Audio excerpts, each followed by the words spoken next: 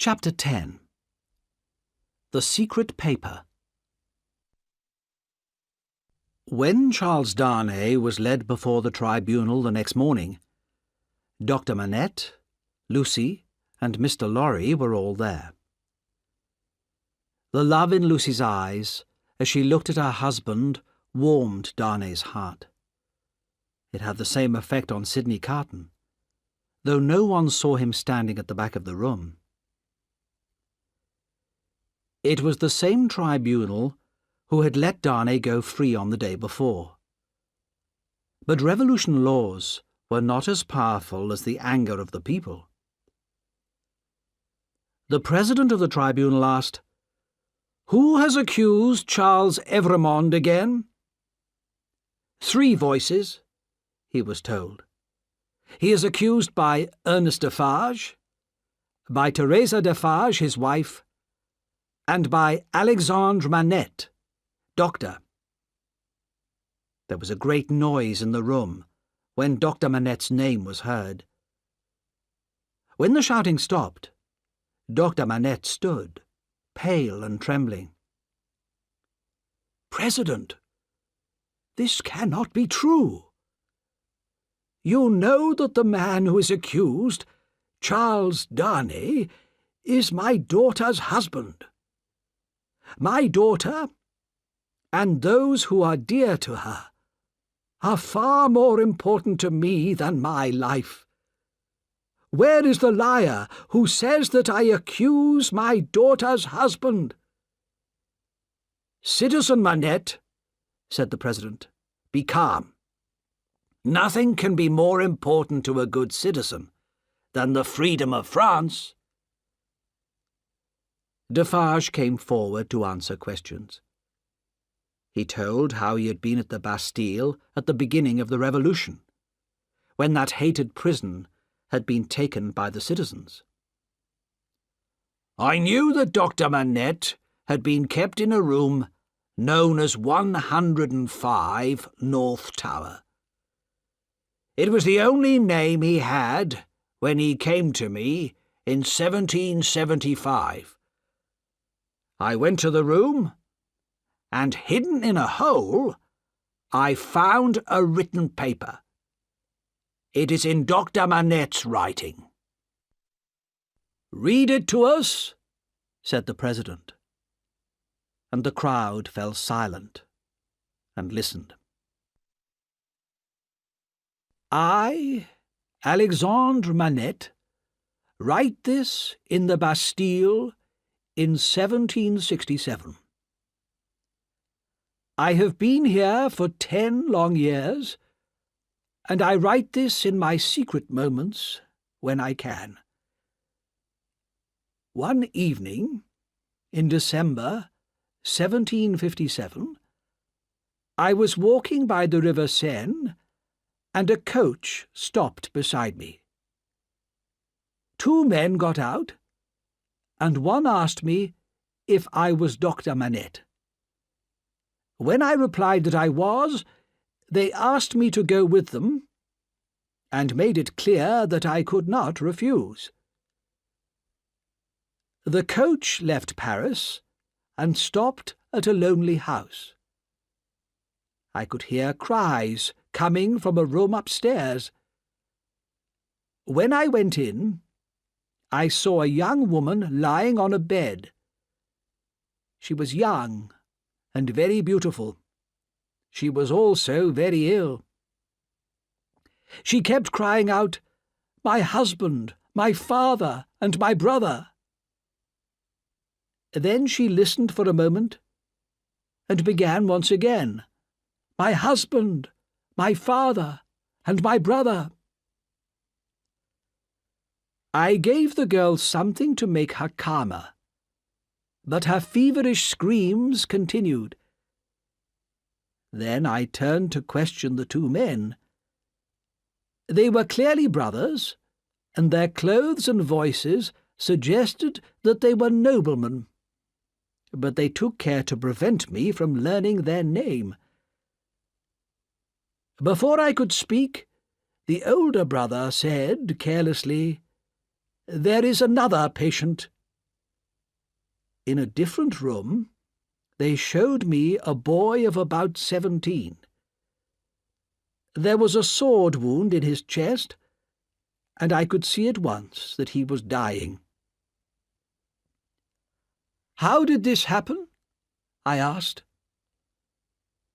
"He's just a crazy young peasant.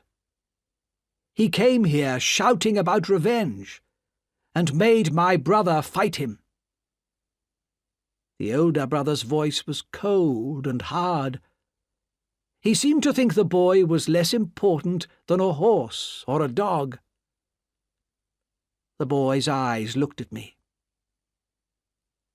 "Have you seen her? My sister?" It was hard for him to speak. "I have seen her," I replied. "These rich nobles are cruel to us, Doctor. They destroy our land. They take our food. They steal our sisters. My sister loved a man in our village. He was sick, but she married him to take care of him. But my sister is beautiful, and that nobleman's brother saw her and wanted her. They made her husband work night and day without stopping, until he dropped dead where he stood. Then they took my sister away. When my father heard what had happened, the news was too much for his poor heart, and he died suddenly. I took my younger sister to a place where she is safe, and came here to find this man. He threw some money at me, tried to buy me like a dog, but I made him pull his sword and fight me to save his life."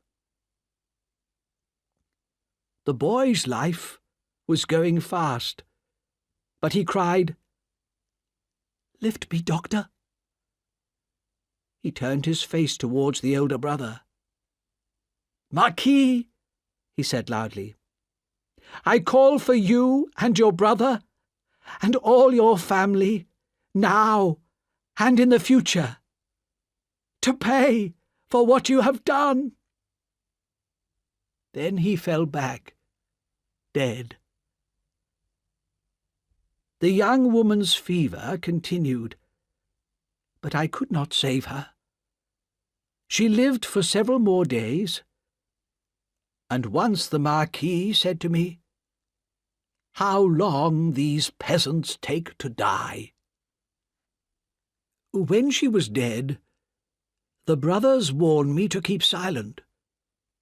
They offered me money, but I refused it, and was taken back to my home. The next day I decided to write to the king's officials. I knew that nobles who did unlawful things were usually not punished, and I expected that nothing would happen. But I did not realize the danger for myself. Just as I had finished writing my letter, a lady came to see me. She said she was the wife of the Marquis of Evrémonde, and she had discovered what her husband and his brother had done. She wanted to help the younger sister of the girl who had died, and asked me where she could find her. Sadly, I did not know, and so could not tell her. But that was how I learnt the brother's name. The wife of the Marquis was a good, kind woman, deeply unhappy in her marriage. She had brought her son with her, a boy about 3 years old. "If I cannot find this poor girl," she said, "I shall tell my son to continue the search after my death. You will remember that, little Charles, won't you?" The child answered, "Yes." Later that day, I sent my letter to the king's officials, and that night there was a knock at my door. My servant, a boy called Ernest Defarge, brought in a stranger who asked me to come at once to visit a sick man in the next street. As soon as I was outside the house, several men took hold of me violently. The Evremond brothers came out of the darkness, and the Marquis took my letter out of his pocket, showed it to me, and burned it. Not a word was spoken. Then I was brought here to this prison, my living grave. I have been here for 10 long years. I do not know if my dear wife is alive or dead. These brothers have sent me no news of my family. There is no goodness in their cruel hearts.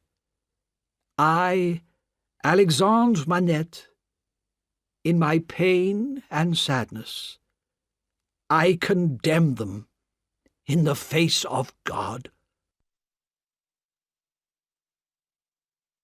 When Defarge had finished reading, a terrible sound rose from the crowd, a long, wild cry of anger and revenge.